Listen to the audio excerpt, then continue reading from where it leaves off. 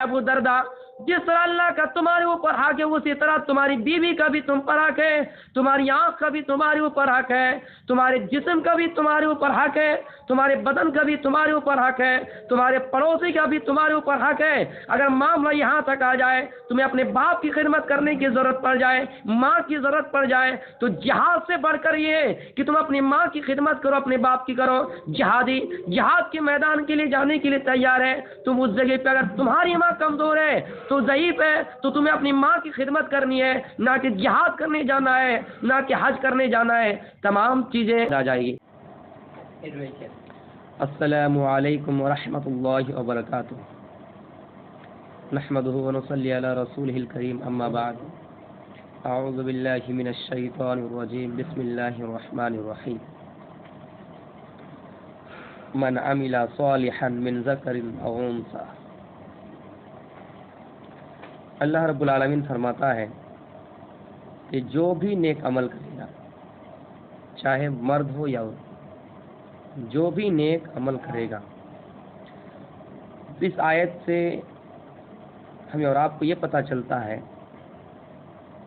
कि अल्लाह सिर्फ मर्दों पर ही पाबंदी और इत्तिबाए सुन्नत की ताकीद नहीं, बल्कि औरत से भी मुखातब होकर अल्लाह ताला कहता है कि जो चीज़ें शरीयत में मर्दों के लिए लागू है वो औरतों के लिए भी है। आइए सबसे पहले हम मर्दों का जिक्र करते हैं कि उस ज़माने में, सहाबा के दौर में, अल्लाह के रसूल के दौर में सल्लल्लाहु अलैहि वसल्लम, लोग कैसे कैसी इबादत करते थे, उनके दरमियान तकवा का क्या हाल है। तकवा हमें और आपको भी पैदा करने की ज़रूरत है। हमारे दिल में भी अल्लाह का खौफ होना चाहिए और हमें भी मुत्तकी होना ज़रूरी है। हज़रत सलमान फ़ारसी रज़ी अल्लाह ताला अन्हु अपने दोस्त अबू दरदा के घर तशरीफ़ ले गए। जैसे उन घर में प्रवेश किए, देखा कि अबू दरदा घर में नहीं है। आवाज़ आई कि अबू दरदा घर में नहीं है। अंदर से आवाज़ आई कि कौन? का सलमान फ़ारसी। आइए। जब घर के अंदर गए तो देखा कि अबू दरदा घर में नहीं है, उनकी बीवी घर में है। सलमान फ़ारसी रज़ियल्लाहु तआला अन्हु ने उन्हें भाभी वगैरह का लफ्ज़ इस्तेमाल करके कहा, और इस हाल में उन्हें पाया कि मुतबज़्ज़िलतन, हदीस के अल्फाज है कि उनके सरों में कभी तेल का इस्तेमाल नहीं किया गया, उन्होंने कभी अपने सर में तेल नहीं लगाया और बालों को कभी कंघी नहीं किए। बाल बिखरे हुए हैं, चेहरे पर मुस्कान और मुस्कुराहट नहीं है।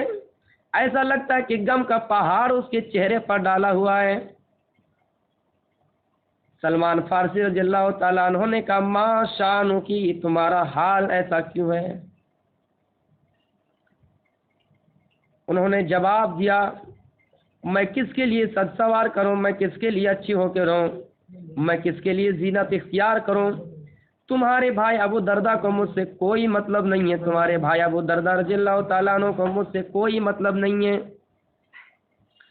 तो मैं अपने सरों में अपने सरों में तेल कैसे लगाऊं, मैं बालों में कंघी कैसे करूं, चेहरे पे तेल कैसे लगाऊं, जीनत कैसे इख्तियार करूं? कहा, ऐसी क्यों बात कह रहे हैं? उन्होंने कहा कि तुम्हारा भाई अबू दरदा ऐसे इंसान है जो दिन में रोज़ा रखता है और रात में तहज्जुद पढ़ता है। जब मैं कहती हूँ कि मेरे पास आओ, मुझे फला चीज़ की ज़रूरत है, तो कहता मैं आज रोजे से हूँ। रात के वक्त कहती हूँ तो कहता है कि आज तहज्जुद की नमाज पढ़नी है। तो इसी तरह करके उनकी हालत ये है। तो मैं कैसे किसके लिए सच सवार करूँ, कैसे सच सवार करूँ और किसके लिए करूँ? इसलिए ये मेरी हालत है। अच्छा, सलमान फ़ारसी रज़ियल्लाहु ताला अन्हु उसी जगह पे बैठे हुए थे। इतने में अबू दरदा तशरीफ़ लाए। दोनों ने आपस में सलाम किया। सलाम करने के बाद दो आदमी एक जगह पे बैठे बातचीत कर रहे थे। اتنے میں ناشتہ لگایا گیا، دونوں نے ناشتہ کیا، دونوں نے کھانا کھایا۔ کھانا کھانے کے بعد دو شخص مسجد کی طرف گئے، نماز پڑھی اور آ گئے۔ پھر رات کے وقت سو جاتا ہے، آرام کے ساتھ سو جاتا ہے۔ ابو درداء کو نماز کا خیال رہتا ہے، نماز کی فکر رہتی ہے، اور ابو درداء عشاء کے فوراً بعد تہجد کی نماز کے لیے بستر سے کھڑے ہو جاتے ہیں۔ سلمان فارسی رضی اللہ تعالیٰ عنہ کہتے ہیں، آئے ابو درداء، یہ تہجد کی نماز کا وقت نہیں ہے، تم اس وقت تہجد کی نماز نہیں پڑھ سکتے ہو۔ اللہ کے رسول صلی اللہ علیہ وسلم تہجد کی نماز کا وقت بتایا کہ رات کے تہائی حصے گزر جانے کے بعد، یعنی فجر کے نماز سے 2-4 گھنٹہ 2-3 گھنٹہ پہلے یا پھر کچھ دیر پہلے بھی پڑھ سکتے ہو، یہ تہجد کا وقت نہیں ہے۔ ابو درداء سو جاتے ہیں۔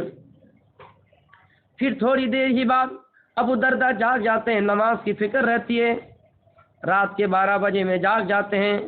سلمان فارسی رضی اللہ تعالیٰ عنہ پھر انہیں سمجھاتے کہ یہ بھی وقت تہجد کا نہیں ہے، تم تھوڑی دیر اور انتظار کر لو۔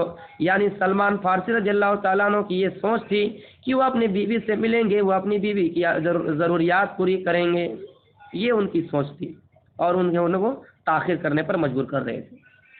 پھر جب تہجد کا وقت آیا، دونوں بستر سے جاگے، وضو بنایا اور مسجد کی طرف گئے اور نماز پڑھی۔ نماز پڑھنے کے بعد فجر کی اذان ہوئی۔ فجر کی نماز پڑھنے کے بعد دونوں ایک جگہ بیٹھ گئے اور سلمان فارسی رضی اللہ تعالیٰ عنہ سمجھانے لگے کہ دیکھو ابو درداء، صرف اللہ کا تمہارے اوپر حق نہیں ہے، اِنَّا لِعَيْنِكَ عَلَيْكَ حَقًّا، تمہارے اوپر تمہاری آنکھ کا بھی حق ہے، وَإِنَّ لِزَوْرِكَ عَلَيْكَ حَقًّا، تمہارے اوپر تمہارے پڑوسی کا بھی حق ہے، وَإِنَّ لِجَارِكَ عَلَيْكَ حَقًّا، تمہارے اوپر تمہاری پڑوسی کا بھی حق ہے۔ اور حدیث کے الفاظ وَإِنَّ لِضَيْفِكَ عَلَيْكَ حَقًّا، تمہارے اوپر تمہارے مہمان کا بھی حق ہے۔ گھر میں اگر مہمان ہو، تم یہ نہیں کر سکتے ہو کہ پوری رات اور پورا دن مسجد ہی میں گزار دے، پورا دن پوری رات مسجد میں تسبیح و تحلیل کرنے میں گزار دے، تم ایسا نہیں کر سکتے ہو۔ گھر میں مہمان آیا ہے، تمہیں اس مہمان کی دیکھ ریکھ بھی کرنی ہے۔ آئے ابو درداء، اگر تم رات کے وقت سوتے نہیں ہو، یہ بھی تم اپنی آنکھ کے خلاف کر رہے ہو، اور تم زبردستی کر رہے ہو، آنکھ کو تکلیف دے رہے ہو، تمہارے اوپر تمہاری آنکھ کا بھی حق ہے۔ وَإِنَّ لِبَدَنِكَ عَلَيْكَ حَقًّا، تمہارے اوپر تمہارے جسم کا بھی حق ہے۔ اور حدیث کے دوسرے الفاظ وَإِنَّ لِجَسَدِكَ عَلَيْكَ حَقًّا، تمہارے اوپر تمہارے جسم کا بھی حق ہے۔ حق ہے، ایسا نہیں کر سکتے کہ پوری رات نماز پڑھتے رہو اور سو نہیں۔ میرے بھائیوں، یہ تمام چیز بتانے کے بعد آگے کا جو جملہ انہوں نے ادا کیا، تمہارے اوپر تمہاری بیوی کا بھی حق ہے، تمہارے اوپر تمہاری بیوی کا بھی حق ہے۔ بیوی اگر کچھ کہیں کہ شوہر آج مجھے آپ سے ملنا ہے، شوہر مجھے آج فلاں چیز کی ضرورت ہے، تو آپ کو چیز دینا پڑے گا، آپ کو ان کی ضروریات پوری کرنی ہوگی۔ اس لیے تمہارے اوپر تمہاری بیوی کا بھی حق ہے، تمہیں بھی اس کا حق ادا کرنا ہے، اللہ کا حق ادا کرنا ہے، ساتھ ہی ساتھ اپنی بیوی کا بھی حق ادا کرنا ہے، پڑوسی کا حق ادا کرنا ہے، آنکھ کا حق ادا کرنا ہے، جسم کا حق ادا کرنا ہے۔ یہ کہنے کے بعد مقدمہ اللہ کے رسول صلی اللہ علیہ وسلم کے پاس لے جایا گیا، یہ معاملہ اللہ کے رسول کے پاس لے جایا گیا۔ اللہ کے رسول کے پاس پہنچنے کے بعد یہ تمام واقعہ، یہ تمام ماجرا اللہ کے رسول صلی اللہ علیہ وسلم کو سنایا۔ اللہ کے رسول نے ڈائریکٹ جملہ کہہ دیا کہ صدق سلمان فارسی رضی اللہ تعالیٰ عنہ نے بالکل سچ کہا ہے۔ اے ابو درداء، جس طرح اللہ کا تمہارے اوپر حق ہے، اسی طرح تمہاری بیوی کا بھی تم پر حق ہے، تمہاری آنکھ کا بھی تمہارے اوپر حق ہے، تمہارے جسم کا بھی تمہارے اوپر حق ہے، تمہارے بدن کا بھی تمہارے اوپر حق ہے، تمہارے پڑوسی کا بھی تمہارے اوپر حق ہے۔ اگر معاملہ یہاں تک آ جائے، تمہیں اپنے باپ کی خدمت کرنے کی ضرورت پڑ جائے، ماں کی ضرورت پڑ جائے، تو جہاد سے بڑھ کر یہ کہ تم اپنی ماں کی خدمت کرو، اپنے باپ کی کرو، جہاد کے میدان کے لیے جانے کے لیے تیار ہے، تم اس جگہ پہ اگر تمہاری ماں کمزور ہے تو ضعیف ہے، تو تمہیں اپنی ماں کی خدمت کرنی ہے، نہ کہ جہاد کرنے جانا ہے، نہ کہ حج کرنے جانا ہے۔ تمام چیزیں جو اسلام نے گائیڈ متعین کر رکھا ہے، تمہیں اسی چیز کے اوپر عمل کرنا ہوگا، ان تمام چیزوں کو دیکھ کر تمہیں عبادت کرنا ہوگا۔ اللہ کے رسول صلی اللہ علیہ وسلم کے پاس 3 آدمی آتے ہیں، جاء ثلاثۃ الی رہطٍ، 3 آدمیوں کی ایک جماعت آتی ہے۔ آنے کے بعد سوال کرتے ہیں اللہ کے رسول کی بیویوں سے. کیا سوال کرتے ہیں کہ اللہ کے رسول دن میں کیسے نماز پڑھتا ہے, رات میں کیسے پڑھتا ہے, کتنی نمازیں پڑھتا ہے, کتنا روزہ رکھتا ہے, کیا کرتا ہے. یہ تمام سوالات کرنے کے بعد جب انہیں خبر دی گئی تو انہوں نے کہا کانہم یقال تقالون, بالکل کم محسوس ہوا کہ اللہ کے نبی اتنے ہی عمل کرتے ہیں. من این نحن, من این نحن, ہم کہاں اور اللہ کے رسول کہاں. لیکن ہم یہ بات کہتے ہیں کہ ایک نے کہا کہ میں زندگی بھر روزہ رکھوں گا, دوسرے نے کہا میں زندگی بھر نماز پڑھتا رہوں گا, اور تیسرے نے کہا میں زندگی بھر عبادت کرتا رہوں گا, کبھی شادی نہیں کروں گا, اور جب شادی کر لوں گا عبادت میں کمیاں آ جائیں گی, عبادت نہیں کر پاؤں گا. میرے بھائیوں, یہ تمام چیزیں ہو جانے کے بعد جب اللہ کے رسول صلی اللہ علیہ وسلم ان کے پاس آئے, یہ ماجرا سنایا گیا, تو آپ نے فرمایا اے فلاں شخص, آپ نے یہ بات کہی. انہوں نے سب نے تسلیم کر لیا کہ ہاں ہم نے یہ بات کہی. اس کے بعد اللہ کے رسول نے خود ہی اس جگہ پہ بیان کر دیا, دیکھو ہم اللہ کے رسول ہیں, تم جانتی ہو. انہوں نے بھی کہا ہاں اللہ کے رسول ہم جانتے کہ آپ اللہ کے رسول ہیں, آپ کے اگلے پچھلے تمام گناہ معاف کر دیے گئے ہیں. لیکن اللہ کے نبی نے اس جگہ پہ ایک جملہ کہا, دیکھیے میں نبی ہوں, میں رسول ہوں, اللہ نے مجھے رسول بنایا ہے, اللہ نے مجھے نبوت عطا کیا ہے, لیکن باوجود میں رات میں سوتا بھی ہوں, باوجود میں دن میں نماز بھی پڑھتا ہوں, باوجود میں روزہ رکھتا ہوں, تو کبھی ناگا بھی کرتا ہوں.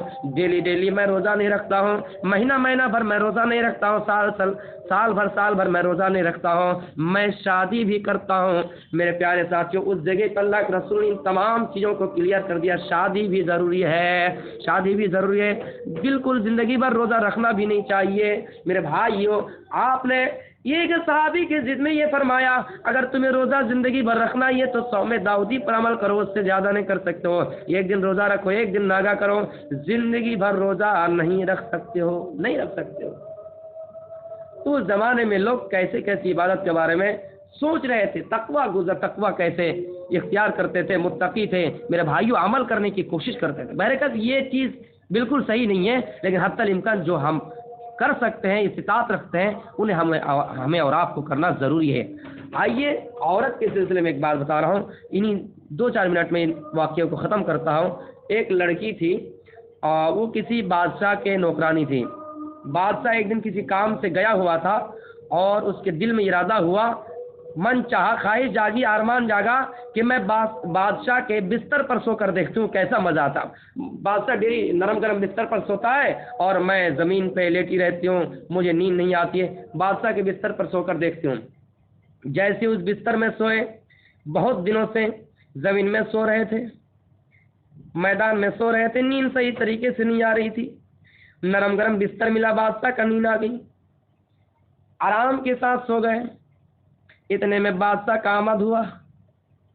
بادشاہ نے پرویش کیا, دیکھا کہ میری باندی ہے, میری لونڈی ہے, میری خادمہ ہے, میری بستر پہ سوئی ہے. اپنے وزیر سے کہا جاؤ چھڑی لاؤ. چھڑی منگوایا گیا, لاٹھی لے آؤ, چابک لے آؤ. یہ لے آیا اور کہے نوکرانی اٹھو.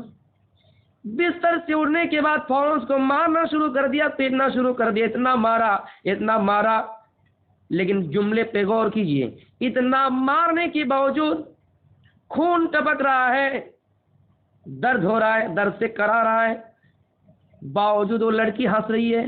بادشاہ کو بڑا غصہ آیا کہ میں تمہیں مار رہا ہوں, تم ہنس رہی ہو, میرا مذاق بناتی ہو. تمہیں مجھ سے ڈر نہیں لگتا ہے کہ میں تمہیں مار رہا ہوں, اس لیے مار رہا ہوں کہ تمہیں سبق ملے, اور تم ہنس رہی ہو, رونے کی جگہ ہنس رہی ہو. بادشاہ اور تیزی سے مارنا شروع کر دیا.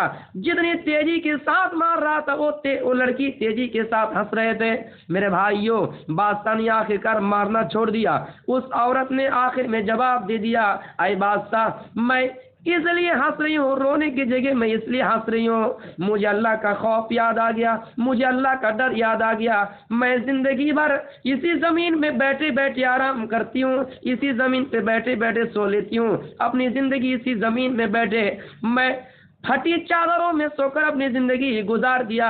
کبھی نرم گرم بستر مجھے میسر نہیں ہوا, لیکن میں اللہ کی عبادت کرتی رہی, میں اللہ سے ڈرتی رہی, میں روزہ رکھتی رہی, میں نماز پڑھتی رہی. तुमने कभी अल्लाह को एक सजदा नहीं किया, तुमने कभी अल्लाह को याद नहीं किया और नरम गरम बिस्तर पर सो रहे हो।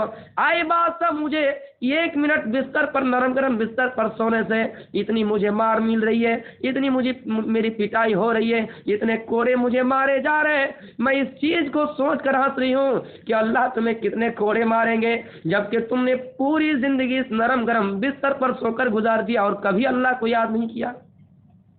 ये सोचकर हंस रही हूँ कि तुम नरम गरम बिस्तर पर सोकर अपनी पूरी जिंदगी गुजार दी, अल्लाह तुम्हें कितने कोड़े मारेंगे। जबकि 4 से 5 मिनट या 1 घंटा मान लो सोने के बाद मुझे इतने कोड़े मिल रहे हैं, इतने कोड़े मुझे मारे जा रहे हैं, कोड़ों की बरसात हो रही है। अब बताओ तुम्हें अल्लाह कितने कोड़े मारेंगे। ये कहना था, बादशाह की दिल की दुनिया बदल गई। बादशाह ने कहा, नौकरानी, आज के बाद से तुम मेरी नौकरानी नहीं, बल्कि आज के बाद से तुम मेरी एक बेटी हो, आज के बाद से तुम महिला हो, और महिला की इज्जत कैसी करनी हो मुझे अच्छी तरीके से याद है। उन्होंने नौकरानी से उसको हटा दिया और महारानी बना दिया। कहा कि आज के बाद से तुम्हारी ये पूरी सल्तनत तुम्हारी, जायदाद तुम्हारी, मकान तुम्हारा, सारी चीज उनके हवाले कर दिया। बादशाह अपने नरम गरम बिस्तर छोड़कर, महल छोड़कर चला गया, जंगलों में चला गया और वादा कर लिया कि आज के बाद से नरम गरम बिस्तर पर नहीं सोऊंगा। अपनी नरम गरम बिस्तर, बीवी बच्चों के प्यार, इन तमाम चीजों को तर्क करके मैं जंगल जा रहा हूँ। जंगल में रहकर पत्ते खा खा कर अपनी पूरी जिंदगी गुजार लूंगा। आज के बाद से ऐसी हरकत नहीं करूंगा। तो मेरे भाइयों, ये थे वो लोग जो कुछ बातें सुनकर अपने दिल की दुनिया बदल लेते थे और आखिरत की तरफ तवज्जो हो जाते हैं। इस अल्लाह ताला ने ये जुमला कहा, मन अमिला सालिहन मिन ज़क्रिन व उनसा, तुम में से जो भी नेक अमल करे, चाहे लड़की हो लड़का, अल्लाह उसके लिए बेहतर से बेहतर बदला दे रखा है, अता कर रखा है। जैसे वो अमल करेगा, अल्लाह फरमाता है चंद दिनों की दुनिया से जैसे ही गुजर जाओगे, मौत जब यूं ही तुम्हें आ जाएंगी, ये तमाम तकलीफें बर्दाश्त कर जाओगे। ये तमाम तकलीफें बर्दाश्त करने के बाद ये तमाम तकलीफें दूर हो जाएंगी और तुम्हें नरम बिस्तर दे दिया जाएगा। हदीस के वो अल्फाज हैं, दुनिया में तमाम मशक्कतें झेलने के बाद सख्त नेमतें, खुशहाली, राहतें, इन तमाम चीज़ों को पाया, जहन्नम में एक मरतबा गोता लगाया जाएगा उन्हें। वो गोता लगाएगा और गोता लगाने के बाद दुनिया की नेमतों को भूल जाएगा, आराम को भूल जाएगा, दुनिया में खुशहाली को भूल जाएगा। तो मेरे भाइयों, ये थी कुछ फिक्र आखिरत से जुड़ी हुई बातें। मज़ीद मैं इस तरह की वीडियो आप तक पहुँचाता रहूँगा। वमा अलैना इल्लल बलागुल मुबीन व आखिर दाअवाना अल्हम्दुलिल्लाहि रब्बिल आलमीन। अस्सलामु अलैकुम।